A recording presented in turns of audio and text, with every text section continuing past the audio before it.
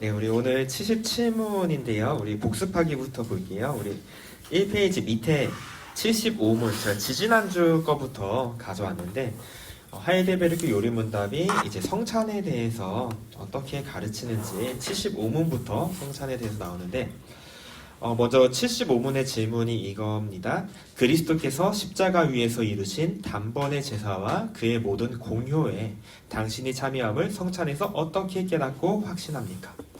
쉬운 말로 우리가 성찬을 통해서 예수님의 십자가와 그 십자가를 우리가 어떻게 우리의 것으로 이제 확신할 수 있는가?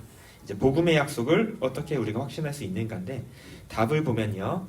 그리스도께서는 나와 모든 성도에게, 제가 이 빈칸을 좀 바꿔봤어요. 오늘은 나와 모든 성도에게, 예수님을 믿는 나와 우리 모든 믿는 모든 자들에게 그를 기념하여 이 뗀 떡을 먹고 이 잔을 마시라고 명령하시고 또한 이렇게 약속하셨습니다. 이제 그러면서 첫째, 주님의 떡이 나를 위해 떼어지고 잔이 나를 위해 분배되는 것을 내 눈으로 보는 것처럼 확실히 그의 몸은 나를 위해 어디에서 드려졌나요? 맞아요. 십자가에서 드려지고 찢기셨으며, 그의 몸은 나를 위해 십자가에서 드려지고 찢기셨으며 그의 피도 나를 위해 쏟으셨습니다. 우리가 성찬을 통해서 확실하게 이제 볼 수 있는 것은 주님의 떡이 떼어지고 잔이 분배되는 것을 내 눈으로 보는 것처럼 확실하게 우리 주님의 몸이 나를 위해 십자가에 들이셨고 그의 피도 나를 위해 쏟으셨다라는 것입니다. 예수님이 정말 나를 위해 십자가를 지셨구나라는 것을 확신할 수 있는데, 그 오른쪽 밑에 보면은 녹색으로 제가 누구를 위해 하고 가로 해놨는데, 누구를 위해서 십자가를 지셨죠? 맞아요. 나를 위해. 나라고 적으시면 됩니다. 나를 위해서 예수님이 십자가를 지셨다. 우리 한 장 넘겨서 두 번째 보면요. 둘째, 그리스도의 살과 피의 확실한 표로서, 확실한 표로서. 우리가 표와 인에 대해서 배웠었는데, 눈에 보이지 않는 것을 볼 수 있도록 해주는 것을 표라고 했죠. 표. 이제 그리스도의 살과 피의 확실한 표로서 주님의 떡과 잔을 내가 목사의 손에서 받아 입으로 맛보는 것처럼 확실하게. 예수님의 살과 피를 우리가 직접 볼 수는 없지만 주님의 떡과 잔이 그 살과 피에 대한 표로서 우리에게 주어진 거죠. 눈에 보이지 않지만 우리가 떡과 잔을 봄으로써 살과 피를 볼 수 있는 건데요. 주님의 떡과 잔을 내가 목사의 손에서 받아 입으로 맛보는 것처럼 확실히 주님께서는 십자가에 달리신 그의 몸과 흘리신 피로써 나의 영혼을 친히 영생에 이르도록 먹이시고 마시우실 것이다. 우리가 성찬에서 두 번째로 확신할 수 있는 것은 직접 그 떡을 손으로 받아서 입으로 맛보면서, 그 잔을 손으로 받아서 입으로 맛보면서, 정말로 그 복음의 약속이 나에게 주어졌구나. 내가 정말로 그리스도와 연합되었고 영생에 이르도록 나를 먹이시고 마시우실 것이라는 것을 우리가 확신할 수 있는 거죠. 다시 정리하면요. 성찬에서 우리가 어떻게 그 복음의 약속을 확신할 수 있냐면, 시청각 교육이라고 했잖아요. 정말 오감 교육.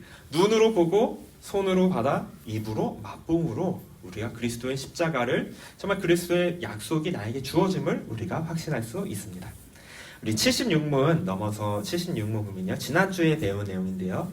십자가에 달리신 그리스도의 몸을 먹고 그의 흘리신 피를 마신다는 것은 무슨 뜻입니까? 라는 건데, 혹시라도 기독교에 대해서 오해하는 사람들은 그리스도의 몸을 먹고 그리스도의 피를 마신다는 것이 이해가 되질 않는 거죠, 사실.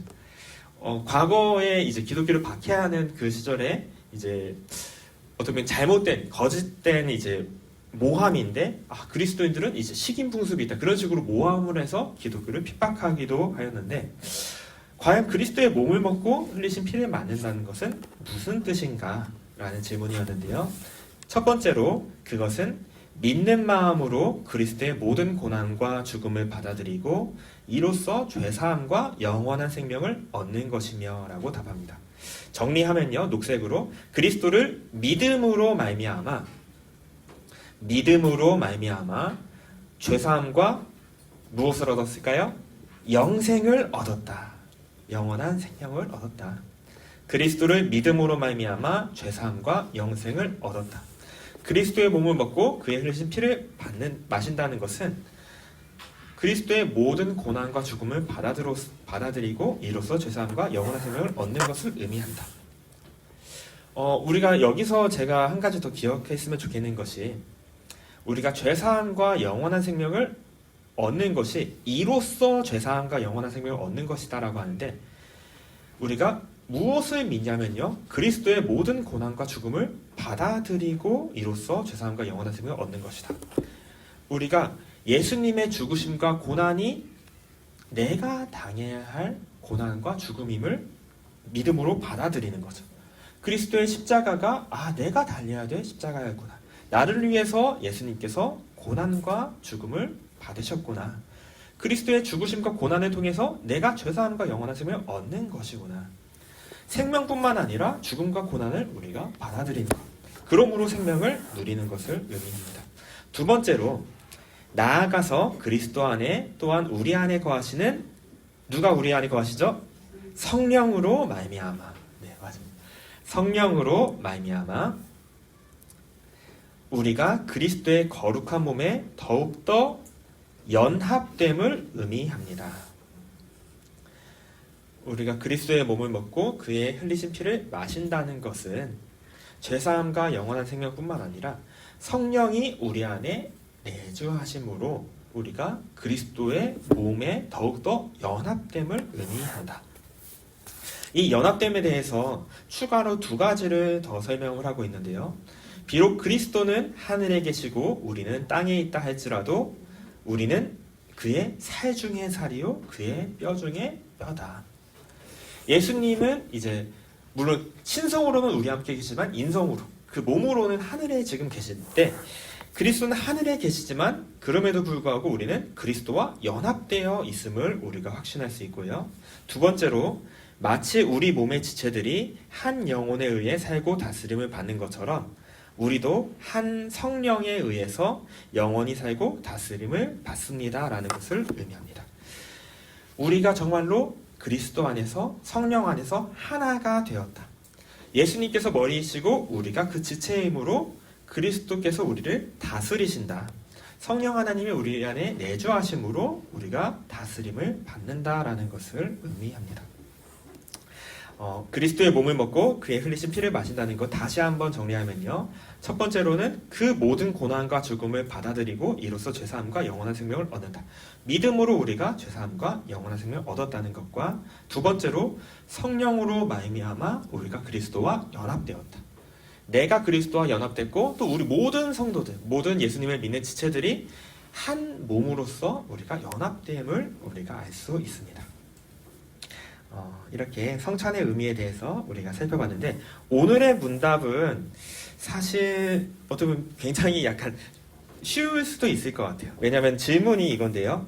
믿는 자들이 이땐 떡을 먹고 이 잔을 마시는 것처럼 확실히 그리스도께서 그들을 그의 몸과 피로 먹이시고 마시우시겠다는 약속을 어디에서 하셨습니까? 인데 하이델베르크 요리문답이 원래 1년을 두고 봤을 때 한 52주 교육과정으로 계획이 돼 있거든요. 그래서 사실은 이 75문, 76문, 오늘 보는 77문이 한 주로 묶여 있는 거예요. 그래서 성찬이 어떤 의미인지 그리고 이 성찬이 성경에 어디에 약속되어 있는지를 보는 건데 그래서 오늘은 사실 그 어디에서 약속하셨습니까? 라는 질문이어서 좀 간단할 수 있는데 하이델베르크 요리문답은 예수님께서 친히 일단 말씀하셨고 사도 바울이 거듭 말씀하고 있음을 우리에게 알려줍니다. 한번 우리가 답을 살펴보면서 그 근거뿐만 아니라 성찬의 의미에 대해서 한 번 더 생각하면 좋겠는데요. 우리 첫 번째로 예수님께서 말씀하셨음을 우리가 볼 수 있는데요. 1페이지의 근거 구절도 나중에 한번 참고해 보셔도 좋을 것 같아요. 1페이지의 근거 구절, 복음서에 나온 예수님의 말씀 참고해 보시고, 지금은 이 파란 글씨 2페이지에 성찬을 제정하셨을 때 이렇게 말씀하셨습니다. 이 부분 제가 읽겠습니다. 주 예수께서 잡히시던 밤에 떡을 가지사 축사하시고 떼어 이르시되, 이것은 너희를 위하는 내 몸이니 이것을 행하여 나를 기념하라 하시고. 예수님께서 잡히시던 밤에 떡을 가지고 이제 축사하시면서 이것은 내 몸이니 이것을 행하여 나를 기념하라라고 명령하셨죠.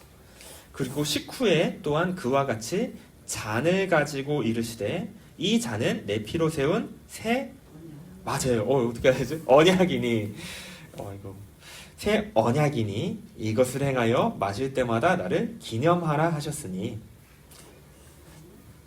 네, 새 언약이니 이것을 행하여 마실 때마다 나를 기념하라 하셨으니, 너희가 이 떡을 먹으며 이 잔을 마실 때마다 주의 죽으심을 그가 오실 때까지 전하는 것이니라.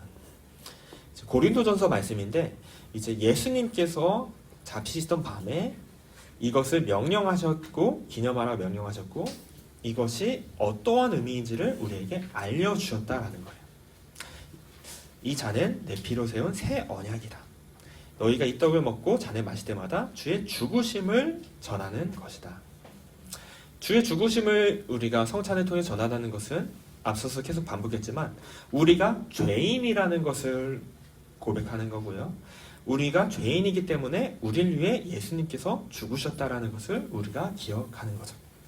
자, 두 번째로 한 장 넘겨서, 예수님뿐만 아니라 이제 바울 또한 거듭 성찬에 대해서 말을 하였는데요. 이제 바울이 고린도전서에서 또한 이렇게 말을 합니다. 우리가 축복하는 바 축복의 잔은 그리스도의 무엇에 참여함이 아니며라고 하나요? 잔은 어떤 걸 의미하죠? 네, 맞아요.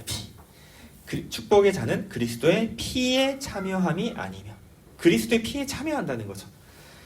축복의 잔은 그리스도의 피에 참여하는 것이다. 그리고 우리가 떼는 떡은 그리스도의 몸에 참여함이 아니냐. 그리스도의 몸에 참여한다는 것을 지문으로 하면서 강조하고 있는 거죠. 우리가 떼는 떡은 그리스도의 몸에 참여합니다. 우리가 잔을 먹고 마시고 떡을 먹음으로 그리스도의 피에 몸에 참여한다라는 거죠. 그래서 떡이 하나고 많은 우리가 한 몸이니 이는 우리가 한 떡에 참여함이라. 한 떡에 참여함이라. 여기서 볼 수 있는 그 의미는, 우리가 떡을 먹고 잔을 마심으로 하나 되었고 우리가 그리스도의 몸으로 정말 연합되었다 라는 것을 우리가 다시 한번 볼 수 있을 것 같습니다. 오늘 굉장히 좀 빨리 끝났는데, 우리 성찬은 우리가 오늘은 이제 말씀 근거에 대해서 살펴봤잖아요. 이제 우리가 분명히 성경에서 예수님께서 바울 사도가 성찬에 대해서 말을 한다는 것을 우리가 볼 수 있고, 성찬은 사람이 만든 것이 아니라 하나님께서, 그리스도께서 제정하신 것이고, 우리가 하나님의 말씀을 통해서 이를 확신할 수 있다라는 것을 기억하면 좋겠습니다. 그러므로 우리가 이 성찬에 참여할 때, 이 성찬을 주신 이유가 우리로 더 확신하게 하기 위함이잖아요. 확신하게 하기 위함이니까 더욱 감사함으로 그리스도의 십자가를 기억하면서, 우리가 정말로 그리스도와 연합되었음을 기억하면서 감사함으로 누릴 수 있으면 좋겠습니다. 네, 우리 잠깐 1분 정도 잠깐 시간을 드릴게요. 오늘 내용을 간단하게 한번 정리해보는 시간 드리도록 하겠습니다.